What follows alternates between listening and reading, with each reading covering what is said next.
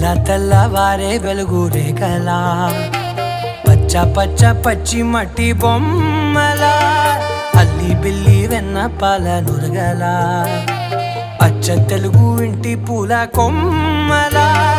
దేవదేవుడే పంపగా ఇలా దేవతే మా ఇంట అడుగే పెట్టెనంట బ్రహ్మ కళ్ళలో కాంతులే మా అమ్మలా మా కోసం మళ్ళీ లాలి పాడేనంట.